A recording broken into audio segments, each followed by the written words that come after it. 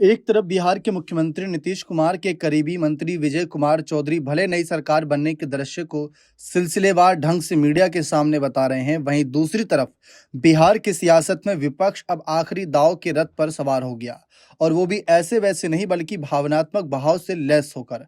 शब्द भी दिल्ली नहीं जाइए, यही सरकार बनाइए, यह भावनात्मक अपील जेडीयू के किसी कार्यकर्ता की नहीं बल्कि आरजेडी सुप्रीमो लालू यादव के करीबी और तेजस्वी यादव के प्रमुख रणनीतिकार, विधायक और आरजेडी के प्रधान महासचिव रणविजय साहू की है।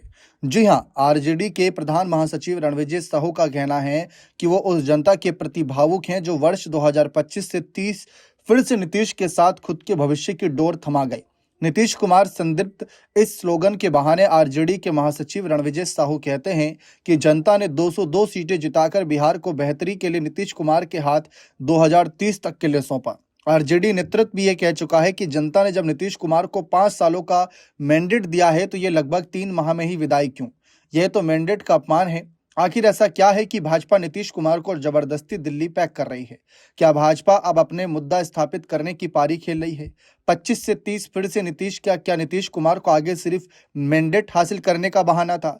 राजनीति में इसे एक तरह से खुला ऑफर माना जा रहा है। ऐसा नहीं कि नीतीश कुमार और महागठबंधन के साथ मिलकर कभी सरकार नहीं बनी। 2014 के बाद बिहार की राजनीति में नए समीकरण बने। 22 फरवरी 2015 को नीतीश कुमार चौथी बार मुख्यमंत्री बने। उसी वर्ष विधानसभा चुनाव के बाद महागठबंधन को जीत मिली और 20 नवंबर 2015 को नीतीश ने शपथ ली। जुलाई 2017 में नीतीश कुमार ने महागठबंधन छोड़कर फिर से एनडीए का दामन थाम लिया। अगस्त 2022 में उन्होंने फिर गठबंधन बदला और आरजेडी कांग्रेस के साथ सरकार में मुख्यमंत्री बने, लेकिन 2024 में उन्होंने फिर से पाला बदल किया। इस बीच आरजेडी के प्रधान महासचिव रणविजय साहू ने कहा कि बीजेपी को रोकने के लिए आरजेडी ने हमेशा नीतीश कुमार का साथ दिया है। इस बार भी वैसी ही परिस्थिति है तो हमारा नेतृत्व विचार करेगा। ये सब वक्त और परिस्थिति के साथ निर्णय किया जाता है। लालू यादव के नेतृत्व में आरजेडी ने भाजपा जैसी सांप्रदायिक पार्टी की ताकत को हमेशा रोकने का काम किया। अब अगर आप देखें तो यहाँ पर आरजेडी के साथ कैसे नीतीश की सरकार बन सकती है उसका भी समीकरण बताएगा कि आरजेडी के पास 25, लेफ्ट एआईएमआईएम और बीएसपी आईआईपी जोड़कर संख्या 41 और नीतीश के पास 85 विधायक। अगर महागठबंधन के साथ नीतीश आए तो संख्या हो जाएगी 126। ये भावनात्मक अपील भविष्य की राजनीति में उथल पुथल के लिए काफी है। आने वाली सरकार को तो साथी दल की तरफ से सत्ता तो दी जा रही है, पर वह भी सशर्त। नीतीश कुमार की पटरी पर ही भविष्य की सरकार की मियाद है।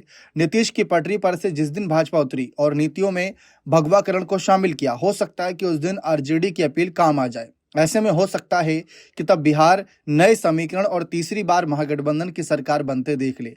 हालांकि ये सब अभी कयास ही है।